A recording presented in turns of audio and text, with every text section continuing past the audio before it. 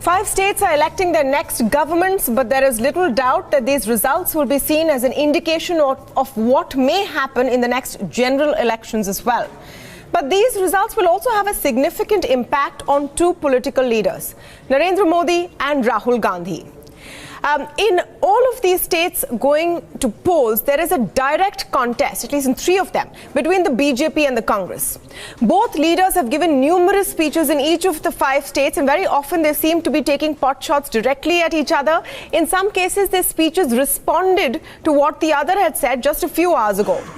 So why is this clutch of elections so crucial for both Modi and Rahul? To talk more on this, I'm joined today by Mr. AK Bhattacharya, who is editorial director at the Business Standard, Poornima Joshi, who is political editor at Hindu Business Line.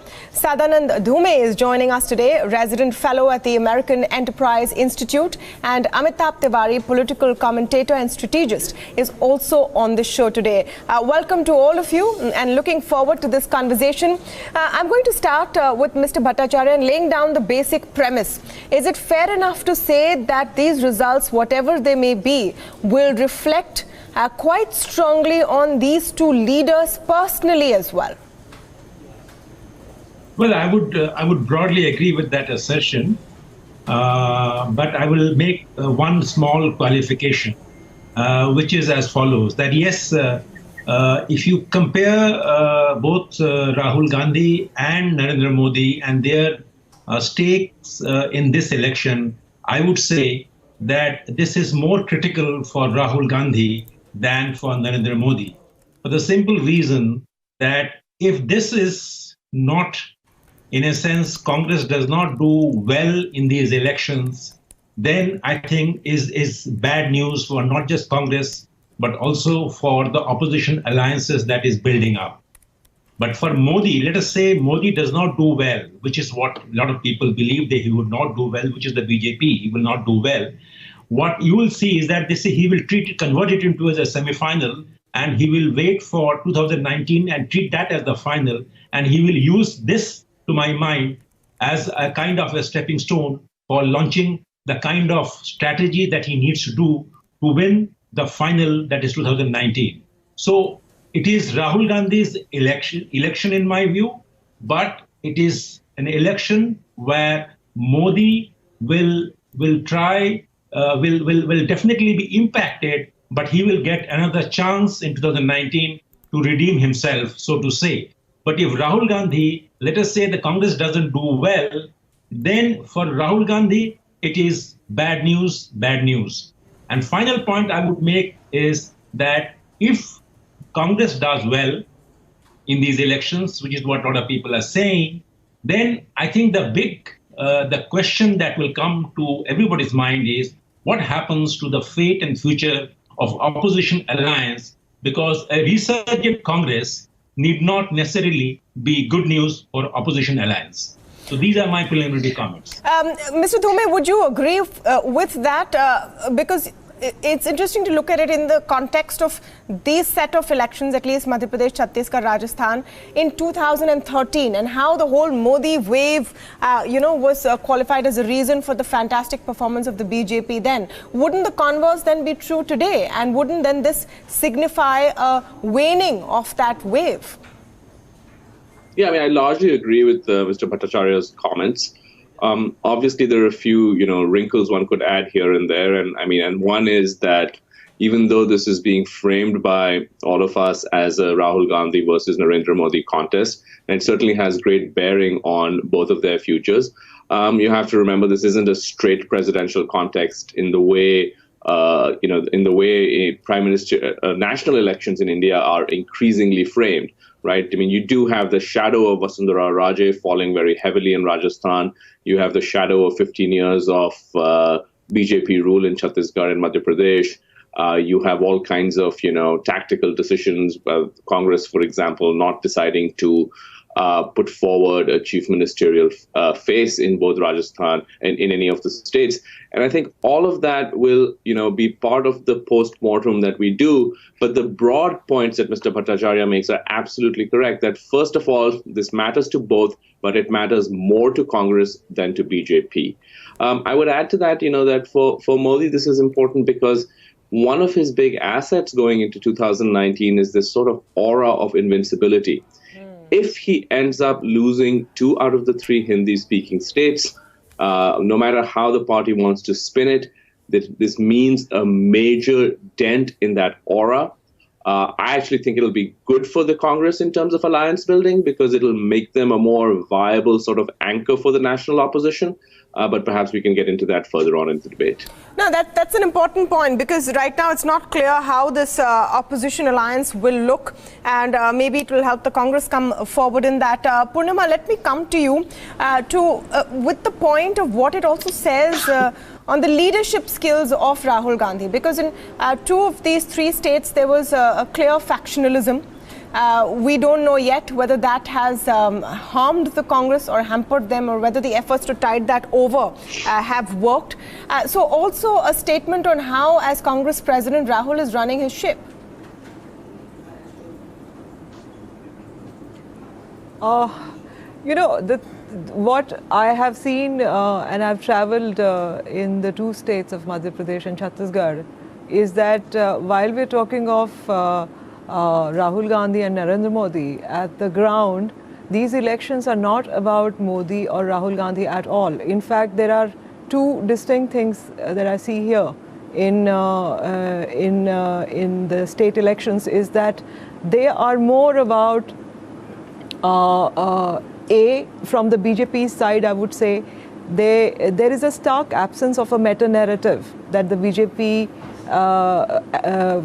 has organically framed in every election from 2014 onwards. And that gets sort of articulated in Mr. Modi's personality as this larger-than-life figure. And then he sort of he influences the voter like a force, and he influences the vote eventually.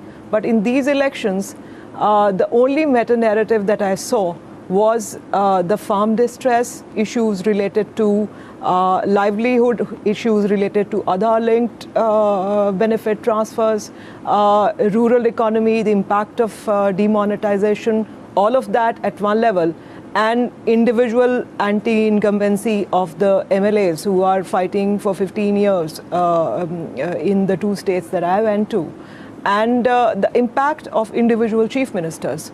So if BJP wins in Madhya Pradesh, it will be largely because the state owes a lot to Shivraj Singh Chauhan and his initiatives in agriculture, or so it is perceived by the voter. You know, in Chhattisgarh, similarly, PDS distribution, etc., have been good for the BJP.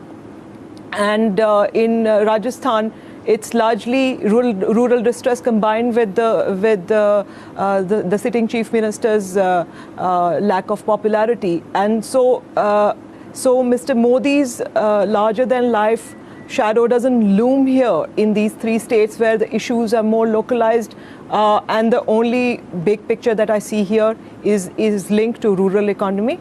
Secondly, Rahul Gandhi and the Congress have done better than the last elections in terms of at least putting up a fight, a coherent fight. But BJP is definitely organizationally more powerful. They have more resources. They have more people on the ground. They have sitting governments there. So, but despite all of that, I saw a good fight in Chhattisgarh. And similarly in Madhya Pradesh, which I think is largely owing not to the Congress's efforts, but more because of the local factors that are going against the sitting governments there. The second point I would like to make, of course, these will impact the national elections, as Mr. Bhattacharya and Mr. Dhume earlier pointed out. Is the Congress's viability will receive a boost after these elections if they manage to win, and Mr. Modi's invincibility will suffer. And alliance formations, of course, if power gravitates towards one pole, then the regional allies will shift accordingly.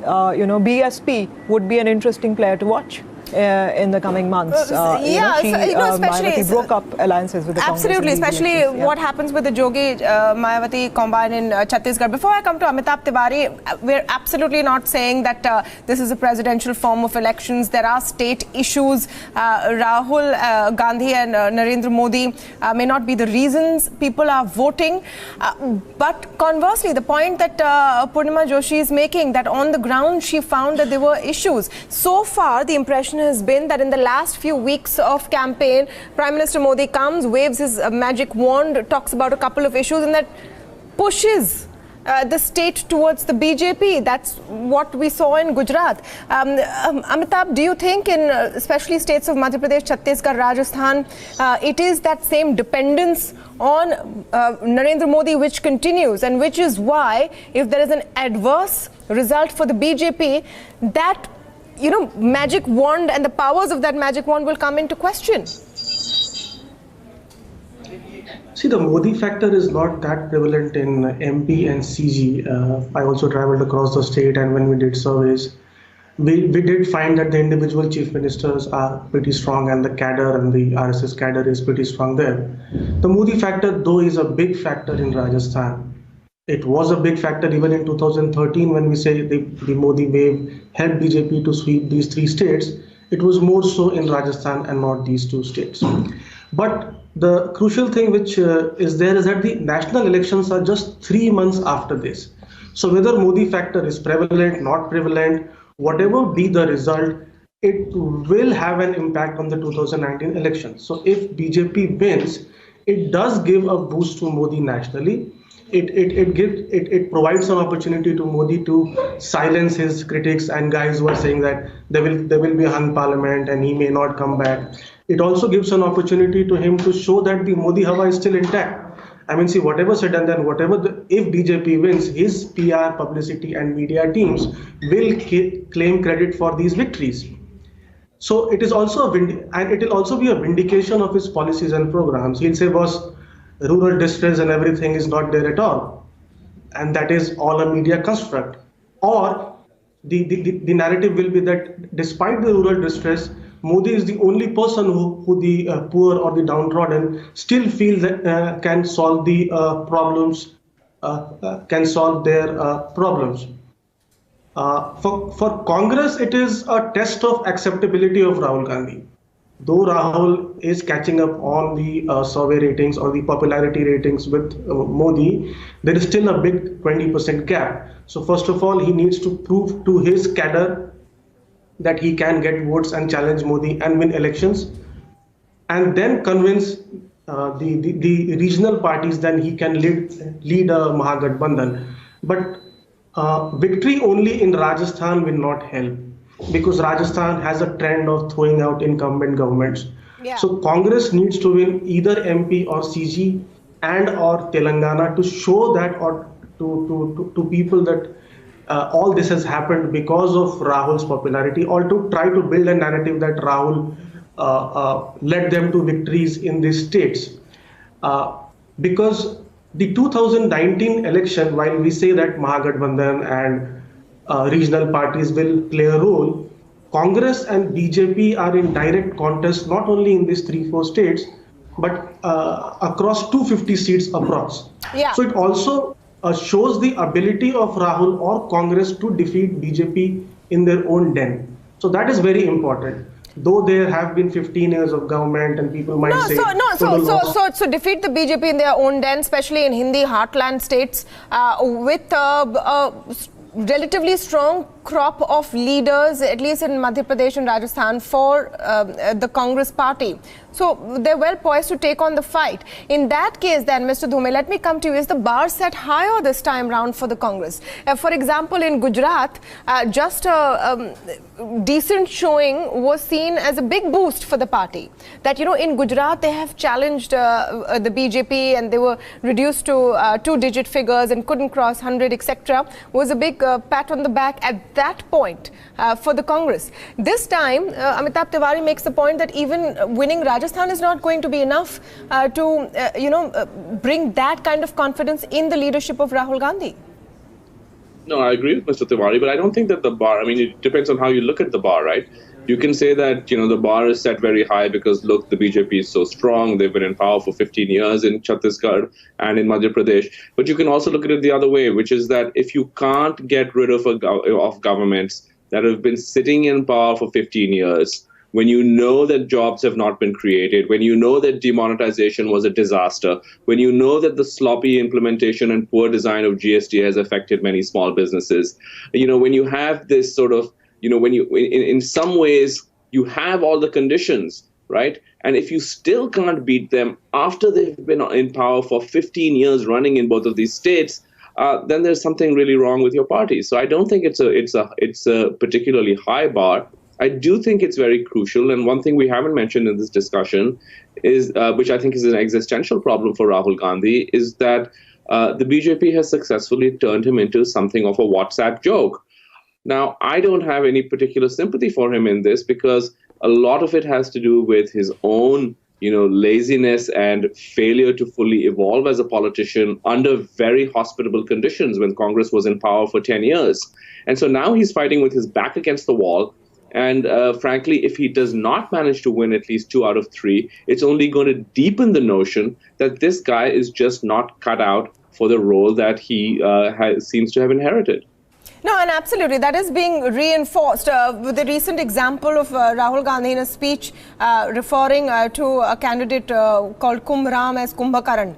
And the Prime Minister picks it up in the speech that follows a few hours later. Mr. Bhattacharya, it also shows you how keenly the two are watching each other. So even though this election is fought and maybe people will vote on local issues, demonetization makes a play, Namdar Kamdar is a big play, Rahul Gandhi is talking about crony capitalism, etc.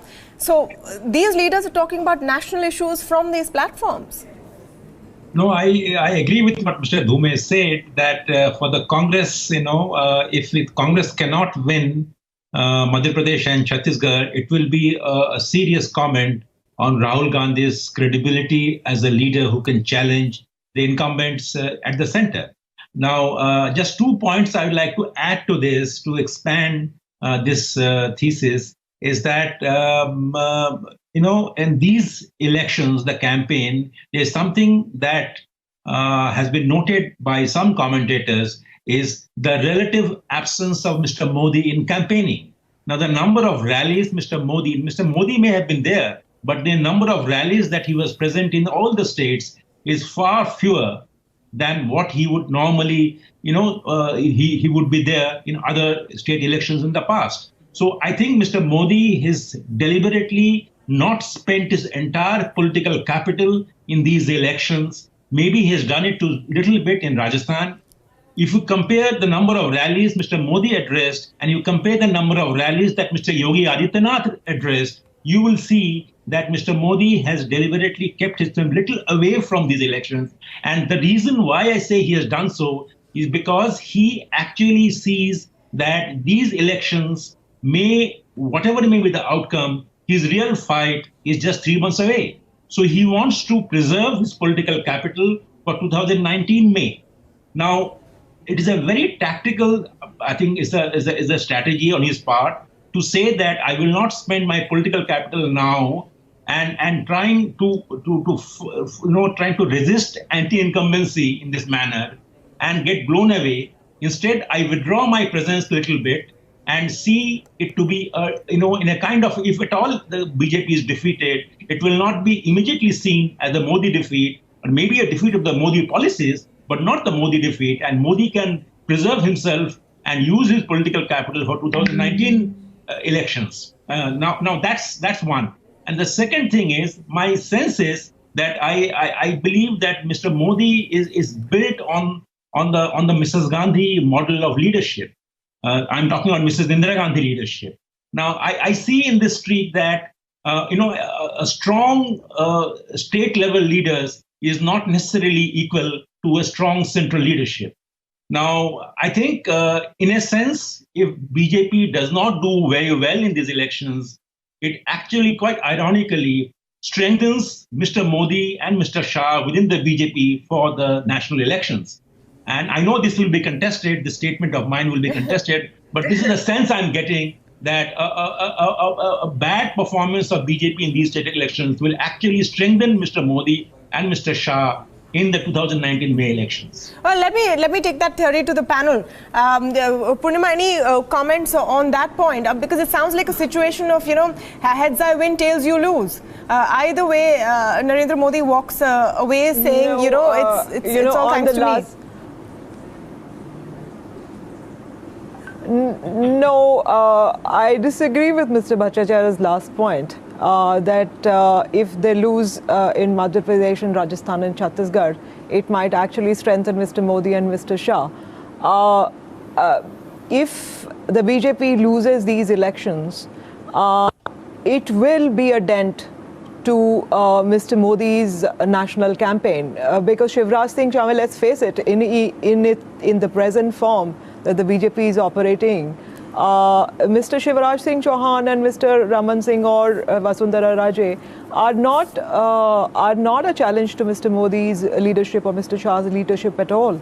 Mr. Modi is the first among equals. He's asserted that. He's underlined that very, very successfully. What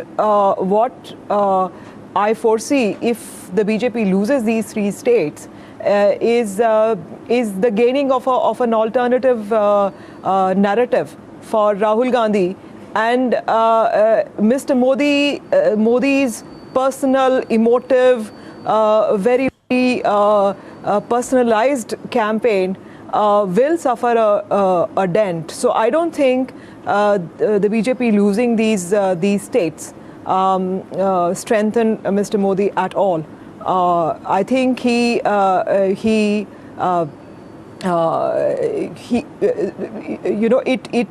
dents his invincibility. It makes easier for Congress to attract allies in the coming months. It gives the fillip to Rahul Gandhi and his viability as a politician. So I doubt that very much. What I see happening is also another factor as a result of in the eventuality of the BJP's sort of loss in these 3 states is that then the election gains a narrative which is about economy, about livelihood, about issues where the BJP doesn't do that well. BJP does well on the organic pitch of emotive issues. They're trying to drum up Ram Mandir.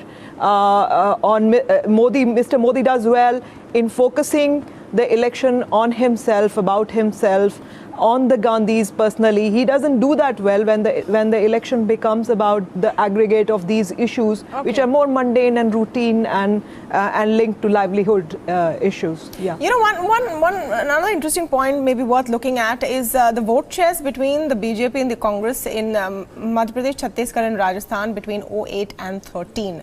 And in Chhattisgarh, the gap remained the same. But in Madhya Pradesh and Rajasthan, the BJP won by a much larger margin and larger vote shares, which was at that point considered a result of the Modi wave that was building up across the country in 2014.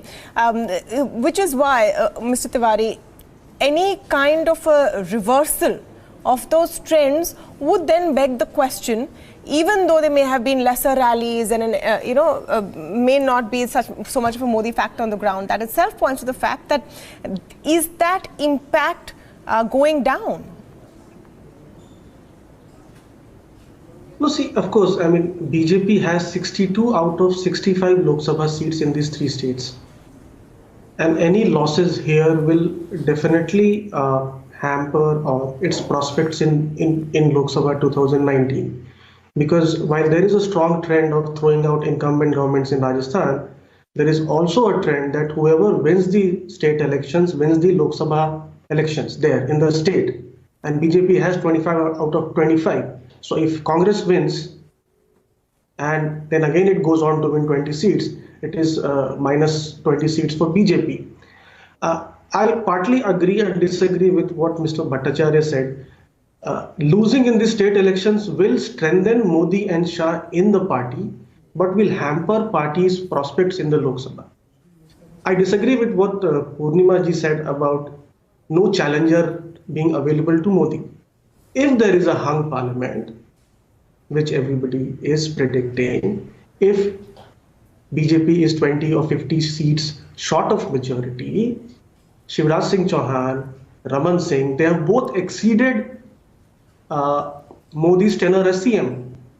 Though you can say that Raman Singh and Chhattisgarh is a small state, but then Shivraj Singh Chauhan emerges as a challenger to Modi because it's a big state, it sends more MPs to parliament than Gujarat. So all these factors are there. So while on a personal level, Modi and Shah might get strengthened because if they lose these two states and these two big chief ministers lose the elections, but the party is likely to suffer in these three states, more so if a Mahagathbandhan comes up in UP and Bihar. So that is why they are spending their energy. Though they have done 10, 12, whatever rallies, but they are spending their energies because they know that these three states are crucial for Lok Sabha return. No, I mean, there's no reason to believe why, the ferocious election machine of the BJP would want to go slow at this juncture. But I just want to come to one point which I think we need to talk about, Mr. Dhume, and you mentioned it briefly earlier, is that the role these results would play in the formation and composition of the anti-BJP alliance that is forming and what that means for Rahul Gandhi. Would his acceptability of some kind of a pivot or first among equals in those in that line of leaders just increase if he gets, say, 2 out of 5? I'll take a bite of that, but first let me, disagree slightly with Mr. Tewari and, agree with Ms. Joshi on this. I don't think there's any kind of, leadership challenge facing Modi and Shah. I think that they completely dominate the party. In fact, I think it's a misnomer to describe Modi as first among equals. This is not the British system. This is not about a bunch of equals. Modi is basically, Modi and Shah are first and second, and there is no third, fourth, or fifth. They've completely taken over the party. And I find it very hard to believe, even if there's a hung parliament and the BJP doesn't have enough seats, I find it very hard to see any challenger emerging. So on that, I just sort of have a different assessment. On Rahul Gandhi and the alliance, I think it's less a question of him becoming a credible prime ministerial figure. I think he's still a ways away from that, but simply a question of whether the smaller regional and caste-based outfits will see the logic of being part of a Congress, at least notionally a Congress-led alliance. And obviously in a place like UP, right, it's a difference between whether, let's say SP or BSP, whether they see this as, well, we don't need Congress because Congress is irrelevant, or whether them reconsidering or looking at it differently and saying that, look, these guys do have a kind of national umbrella. They bring a certain they have networks in the media, they have brand recognition, and maybe being with them brings more gains than being without them. I think it's more a question of that rather than, Rahul Gandhi suddenly being, propelled to a point where all of these other seasoned politicians view him with the same respect that, for instance, they viewed his mother. Absolutely. That has been one big challenge for Rahul Gandhi. These elections are very significant for a number of factors, but one thing is clear from this discussion for Narendra Modi and Rahul Gandhi personally as politicians and political figures, it will be something which will have a huge impact on how they're perceived over the next 6 months and even further. Thank you so much to all of you for joining us today.